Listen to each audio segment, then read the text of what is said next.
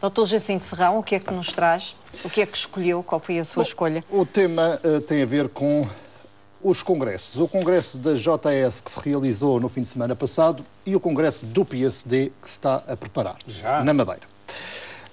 A Juventude Socialista realizou o seu congresso demonstrando que é uma organização de juventude preparada para os desafios do futuro, para dar uma resposta adequada aos problemas que os jovens estão a sentir, particularmente os jovens neste tempo de crise e na Madeira de forma particular, em que mais de 50% do desemprego é jovem, na região autónoma da Madeira, e é importante que as organizações de juventude, e não só, todas as organizações políticas e outras organizações da sociedade, estejam abertas a acolher estas preocupações dos jovens e também a participação ativa dos jovens nessas organizações, porque é dentro e apresentar alternativas a estas políticas que, infelizmente, não estão a dar bons resultados para o futuro dos jovens na Madeira e no Porto Santo. Parabéns à Juventude Socialista. Também gostaria de me referir ao que está a acontecer na preparação do Congresso do PSD. O PSD Madeira governa a região autónoma da Madeira, toda a região e todas as câmaras municipais.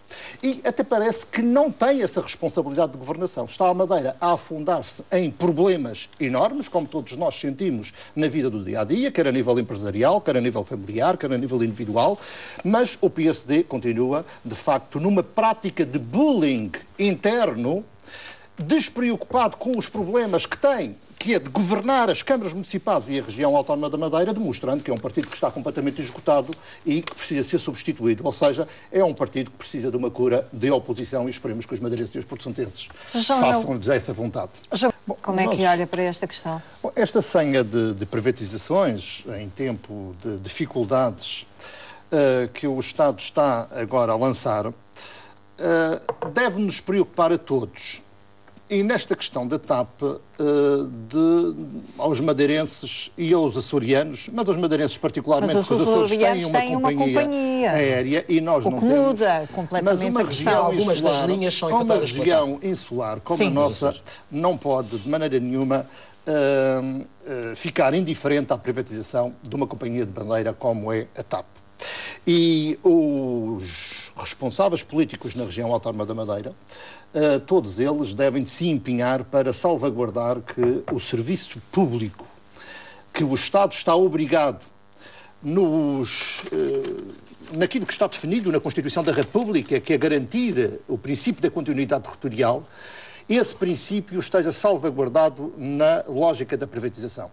Eu temo que, de facto, que uma companhia desta natureza, uma vez nas mãos dos privados, ao fim de algum tempo, venha a se demitir dessa responsabilidade. Mas o Estado tem a obrigação de garantir aos povos que vivem nas regiões autónomas da Madeira e dos Açores o princípio da continuidade territorial e serviços de ligação de maneira a que o acesso, as acessibilidades se mantenham tal como existem atualmente e até melhorem, porque ainda existem muitos constrangimentos, como todos nós sabemos. Mas estamos, para além da privatização da TAP, com outro tipo de privatizações que nos estão a preocupar muito. A TAP é uma delas, é uma companhia importante para o Estado, porque nós usamos muito a expressão que em tempo de dificuldades nós vendemos os anéis e que fiquem os dedos, mas estas empresas representam muito mais do que anéis. Representam muito mais do que valores simbólicos importantes, representam de facto membros. Não representam. Eu acho que com a privatização de determinadas empresas, como por exemplo a TAP, a própria Caixa Geral de Depósitos, que é o Banco Público, nós estamos a arrancar dedos, não estamos a vender anéis. E é preciso garantir e lançar uma reflexão muito grande por parte dos responsáveis regionais, mas também junto dos Este é o tempo ainda para refletir ou é já tempo de atuar e de ter atitude? A decisão já foi tomada, já foi promulgada pelo Sr. Presidente da República. Qual? Da privatização da TAP.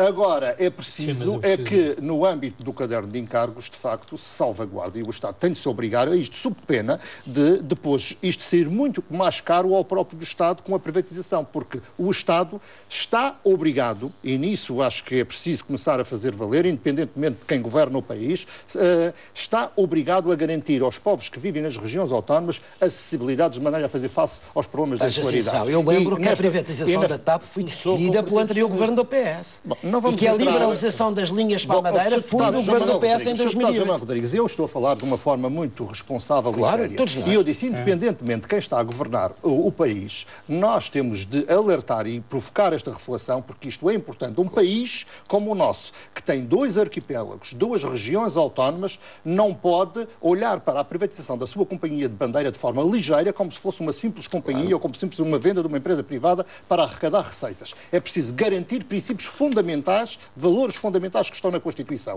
E todos nós, independentemente da cor partidária, acho que temos de lutar fortemente para que esta garantia nos esteja salvaguardada a todos os madeirenses e porto-santenses, porque nos Açores também dependem muito também da companhia aérea de Madeira, mas têm uma vantagem por terem uma companhia própria, como é o caso da SAP.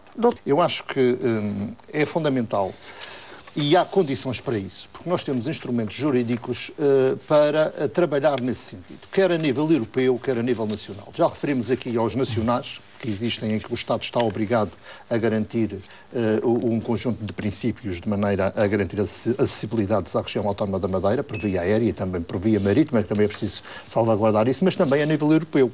É preciso não esquecer que os tratados também têm uma referência muito clara às regiões ultraperiféricas e a questão das acessibilidades são sempre temas muito sensíveis em todas as comunicações que a União Europeia e a Comissão lança quando fala de regiões ultraperiféricas. Entre portanto, as palavras e os atos, às vezes vem uma distância muito grande, não é? Por isso o problema é esse, é que nós temos na Troika o Governo, o FMI e a União Europeia. Portanto, se o FMI não tem qualquer sensibilidade para com estes problemas, que é aquele que vai nos emprestando algum dinheiro, mas temos a União Europeia que tem a obrigação de ter sensibilidade para com este problema e temos o Governo da República, PSD, CDS, que também tem a obrigação de ter sensibilidade para estes problemas. E pelo menos estes 2 parceiros que estão na Troika, nós podemos chegar até eles através dos instrumentos que nós temos. A questão das frequências, que tem as frequências e horários, que também têm de estar adequados àquilo que é um estilo de vida mais ou menos importante para a dinamização da nossa sociedade aqui na região autónoma da Madeira, os cidadãos que precisam fazer a sua vida. Não sei se podemos ir ao ponto de ter essa regulamentação de horas, porque... E também os custos. Eu só quero deixar aqui bem claro, nem vale a pena estarmos agora aqui a falar da questão da liberalização, porque como sendo um grande problema que foi aplaudido por quase todos os partidos, ou por muitos partidos, e na altura foi aplaudido à liberalização e na altura toda a gente garantia que íamos ter de facto um ambiente concorrencial apetecível, que íamos ter muitas companhias a operar aqui para a Madeira. Infelizmente não é isso que tem acontecido. Esperemos que a dinâmica económica da região e que as políticas também a nível regional contribuem muito para isso, para criar um mercado cada vez mais apetecível, mas é a dinâmica, portanto são políticas que deveriam ser dinamizadas e pensadas a longo prazo para tornar este destino cada vez mais apetecível a outras companhias, porque ela está liberalizada, mas ela foi aplaudida, mas eu acho que agora estarmos constantemente a falar na liberalização, que já aconteceu há tanto tempo, quando está a falar da privatização da TAP, portanto eu acho que já é completamente podem ser recordar essas coisas. São é porque nós estamos a falar de uma casa, não se pode falar de uma casa que anda apenas pelo resto do chão e esquecendo do telhado. Os senhores que... Não, mas então a maioria PSD, CDS, se acha que isto é tão mal, a liberalização, então que faça o retorno, faça o retrocesso e voltem a não liberalizar e a concessionar a linha continente. Estamos a constatar que a liberalização feita pelo Partido Socialista teve uma falha. Se acham que isto é tão mal, então façam o retrocesso. Tem a maioria na Assembleia da República, podem perfeitamente entrar nas leis. Os senhores têm toda a própria eu queria só chamar a atenção. É só retroceder. Se foi tão mal, tem de se habituar. Agora, não sacudam é a aguinha do capote. Tem de se habituar a ter a tolerância democrática necessária em relação às críticas ao seu partido e aos seus governos. Eu só queria chamar a atenção para uma questão. As falhas. Porque são tantas as falhas. No âmbito, só para terminar, não ganha alguma eu aceito, o Dr. Guilherme Silva e abertura a esse tipo de crítica vai ficar muito este problema dos transportes. São muitas as críticas à sua governação no âmbito da nossa ação política na Assembleia da República, tivemos a discutir muito isto e manifestei muitas preocupações em relação a determinadas atitudes do passado e não tenho problema nenhum democrático em assumir que houve erros. Não tenho problema nenhum, Dr. Guilherme Silva. Tanto porque não parece, mesmo no seu discurso, até demonstrei publicamente e a nível nacional, não foi só aqui na região. Eu não abro na minha quinta como alguns que vêm só ladrar para a sua própria quinta. Não, o que eu estou a dizer é que eu não tive problema nenhum em fazer o discurso de forma coerente e crítico em relação à ação do Governo da República, mesmo quando era do Partido Socialista, aqui até foi candidato contra o Sócrates. E lá. Portanto, eu estou perfeitamente à vontade para admitir também as críticas e as Foi polémica nos últimos dias a questão das fundações e da decisão do Governo da República em extinguir 4 fundações e a recomendação para o fecho de outras 36. Dr. Jacinto Serrão, esta medida poderia ter ido mais longe? Os portugueses têm hoje a impressão de que as fundações são um negócio pago com os seus impostos. Há alguma razão para este sentimento? Há claramente razão para esse sentimento, porque as questões dos apoios do Estado a determinadas organizações e às fundações deve ser toda repensada, porque nós estamos num tempo de asfixia financeira para todas as famílias e é evidente que as organizações, sejam elas quais forem, e as fundações também não podem estar isentas deste esforço e deste sacrifício a que todos nós estamos sujeitos. Agora, o grande problema que aconteceu é que este governo parece que não estudou, nem sabe o que quer fazer, só teve a ideia sobre o reposicionamento da sua política em relação às fundações e financiamento, mas o critério, qual foi o estudo, com que fundamento é que fundem 4 fundações? Não, acho que ninguém percebeu, porque eles atacaram já 4 as fundações de âmbito cultural, mas há outras fundações que não fizeram. Por exemplo, porque que elencam, e vamos dar o exemplo da nossa terra, da Madeira, elencam de facto a questão da Fundação Madeira Classic, que tem aqui uma função importantíssima na divulgação do nosso património cultural no domínio da música, como todos nós sabemos, e não fazem uma só referência à Fundação Social Democrata. Fazem. Portanto, fazem lá uma referência. Fazem lá uma referência à Fundação Social Democrata, mas que deveriam também recomendar que a Fundação Social Democrata deixasse de ter os benefícios fiscais que tem. A vergonha. Isso é uma tolice. É porque a Fundação Social Democrata... Mas é que eu sei, toda a gente sabe aliás, toda a gente sabe, seria bom que fosse verdade.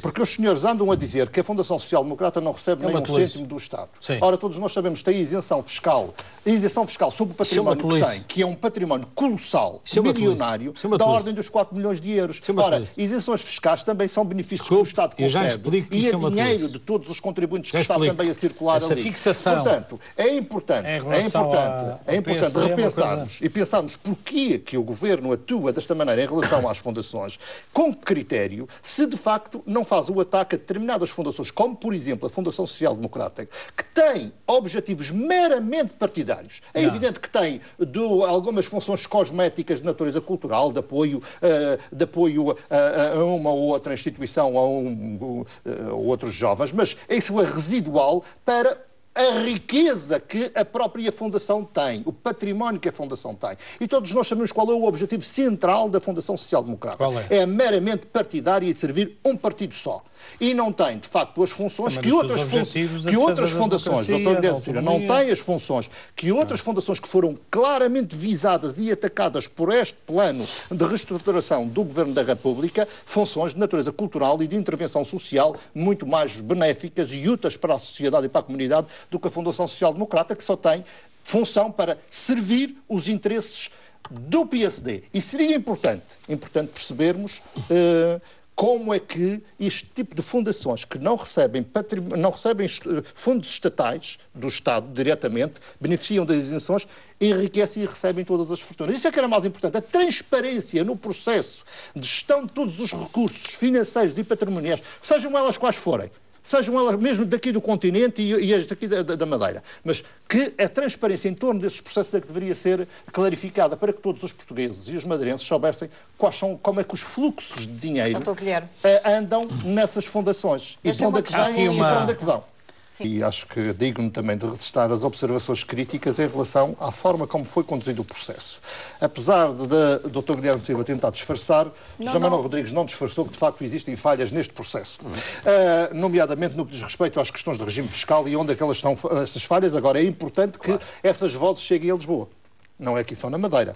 Chegaram à Assembleia da República. É importante que cheguem a Lisboa, nomeadamente aos vossos diretórios partidários que têm a influência decisiva na governação do país. Mas se essas vozes chegarem a Lisboa, pode ser que consigam acolher eco e resolver estes problemas que existem em torno da transparência relativamente a todos estes processos. Porque este processo não foi claro, nem transparente, e nós pomos... Não, a Madeira do país inteiro. O país inteiro. Agora é importante, estamos a falar das fundações. Os Açores muitas vezes. Nós estamos a falar das fundações e também dos Açores. Não é evidente que nos Açores também existem problemas. É importante tornar, não só neste domínio, mas em todo o tipo de organizações, dotar o Estado de instrumentos para que tudo isto fique mais transparente, para que todos os contribuintes, todos os cidadãos, de uma forma geral, saibam de facto como é que estão a ser geridas determinadas organizações que têm um determinado estatuto que lhe é conferido pela Constituição e pela lei, de utilidade pública, de interesse social. Todas essas organizações, naturalmente, que têm de ser transparentes aos olhos dos cidadãos. E acho que é por aí que nós conseguiríamos resolver muitos problemas de fraude, de evasão fiscal e de muita suspeita que se lança sobre... Há fundações em Portugal que tinham apoios públicos, tinham um regime fiscal excepcional, que fizeram negócios na Bolsa. De fraude e de muitas suspeitas... E de muitas suspeitas que são lançadas de forma especulativa ou não sobre determinadas fundações que existem. Portanto, esse processo de transparência é preciso acontecer e acho que é preciso ter coragem de enfrentar isto, sejam independentemente das figuras de peso ou de menos peso que estejam à frente desse tipo de organização. Questão aqui da flexibilização das metas do déficit e a posição da região em termos de execução orçamental. Bom, a avaliação do programa de assistência económica e financeira para a Madeira não é conhecida, nem é transparente. Já sabe que é negativa. Sabemos que é negativa porque já vieram as notícias e através mesmo do boletim de execução orçamental existe, e a informação que existe é que existe incumprimento. Não, já fiz essa pergunta, infelizmente não me responderam. Aliás, essa pergunta já foi reiterada e quem deveria de responder devia de ser o Governo Regional, mas como aqui na Madeira tudo é oculto, tudo é escondido, então nós temos de recorrer ao Governo da República para nos prestar esses esclarecimentos. Esperemos que o Ministro das Finanças nos dê esses esclarecimimentos. O que é facto é que a Madeira... O que é facto... marcada. Isso depende da vontade do Ministro ou da disponibilidade do Ministro. Esperemos que faça. Não vai pelo menos tem a obrigatoriedade de nos dar resposta no próximo 30 dias, mas nem sempre fazem, mas esperemos que faça. Continuando o seu raciocínio. Continuando as questões, o que é facto é que a informação que vem a público é que a Madeira, e o Dr. Guilherme Silva até deu conferência de imprensa a semana passada, foram suspensas as transferências para a região autónoma da Madeira devido ao incumprimento, ou seja, a Madeira está em incumprimento. A avaliação foi feita. Não é transferência. A Madeira está em incumprimento. Espera, não interrompa, porque isso é a técnica já é velha. A técnica de interromper já é velha, mas a gente sabe perfeitamente qual é o objetivo. Não querem que diga a verdade. Não quer. Portanto, a Madeira está em incumprimento.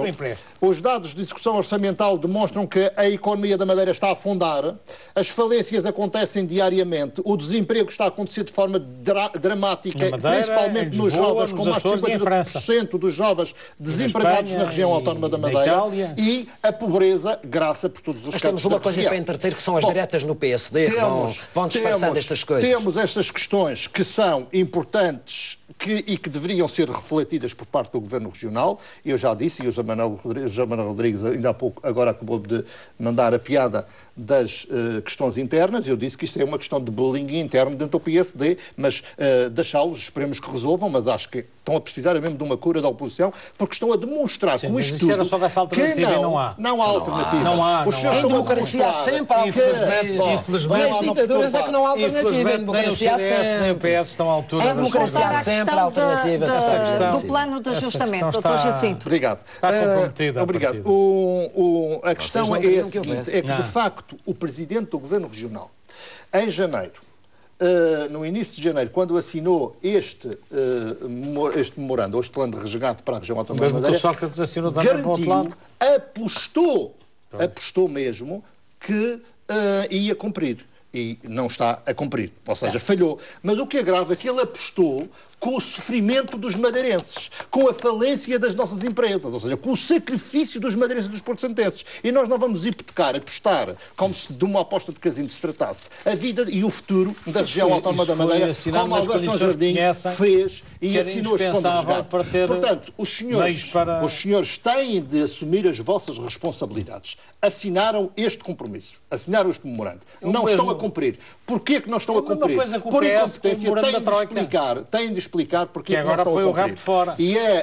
E há aqui uma questão que é importante realçar, e o Partido Socialista, quando o Sr. Deputado diz que não há alternativas, o Partido Socialista apresentou, isto está anotado, mas está aqui, um plano alternativo, um plano de futuro, ao plano de resgate, olha, Funchal, 9 de janeiro de 2012, é que nós apresentamos, não, está aqui, e o Sr. Deputado tem aqui todas as propostas que poderiam aligeirar os sacrifícios que nós estamos a sofrer, garantir o princípio da continuidade territorial, garantir um diferencial fiscal para que os madeirenses possam ter um pedido de compra mais folgado como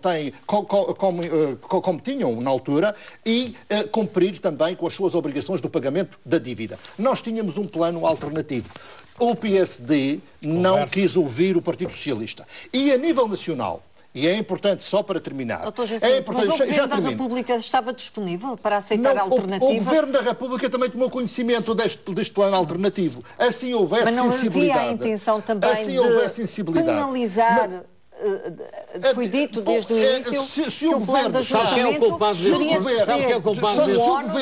e não um bónus. Se o Governo está com intuitos persecutórios em relação à Madeira e aos madeirenses, então que assuma. Agora, o que é importante também é que o Dr. Guilherme Silva e o Sr. Deputado João Manuel Rodrigues, quando se referem às políticas de Lisboa, referem sempre ao Estado. No passado dizem sempre que é o governo do Partido Socialista. Agora, é o Estado. Quem é o responsável? Quem é o Estado? O Estado é o PSD e o CDS que governa Sabe quem é o responsável pelos termos desse programa de ajuste? E quem assina estes compromissos com a Madeira e com o Estado é precisamente o governo regional do PSD e o governo da República do PSD e CDS. Sabe quem é o responsável por isso? O Estado tem um rosto. Tem dois partidos que neste momento governam o país. E se estão a causar todos estes sacrifícios, toda esta tormenta aos madeirenses e à população e à nossa região, então a responsabilidade também deve ser sacada ao PSD e ao CDS. E os senhores fazem parte dos partidos a nível nacional. Façam lá, não venham para aqui só falar grosso na Madeira e lá no continente falar fininho. Não vale a pena. O responsável pelo conteúdo daquele programa de ajustamento é exatamente o Partido Socialista e o engenheiro Sócrates. E eu explico porquê. Exatamente. Não tenho dúvida. Os senhores governam há um ano e meio. Estão a afundar o país. A razão é simples. O engenheiro Sócrates estão a afundar o país. Morando com a Troika. E os senhores não assinaram. E o Governo da República. O senhor não assinou. E o Governo da República. E o senhor não assinou. Mas não negociei. Não negociou. Mas o senhor assinou. Não sabem o que estão a assinar. Assinaram com o compromisso de vir publicar. Tínhamos de fazer fé. E agravaram, duplicaram a austeridade. Tínhamos de fazer fé. Os senhores não estão a cumprir a Troika. Tínhamos de fazer fé que o Governo da República tinha sido capaz de salvaguardar os interesses do país. Está a cortar os salários dos funcionários públicos. O Governo do Partido Socialista negociou com a corda na garganta a 2 semanas da bancarrota. Está lá assinado na Troika que é para cortar os salários dos funcionários públicos. O senhor deputado está sempre... Está lá, não está. Não vale a pena estar a tirar areia pelos olhos dos madeirenses. Quando eu faço algum comentário lateral às suas palavras, queria lembrar uma coisa. Leu o parecer do Conselho Económico e Social. Li o parecer e li várias coisas esta semana. Completamente a política do Governo da República. Não tem estratégia, não tem rumo, não tem orientação. O Governo da República é PSD-CDS. Temos um gravíssimo problema. Barra PS. Os senhores barra Troika, barra Sócrates. É o Sócrates a que está a governar o Governo. 90% das medidas são da Troika. Paulo Portas a que está e o Passos Coelho. Eu quero que o deputado do CDS conclua.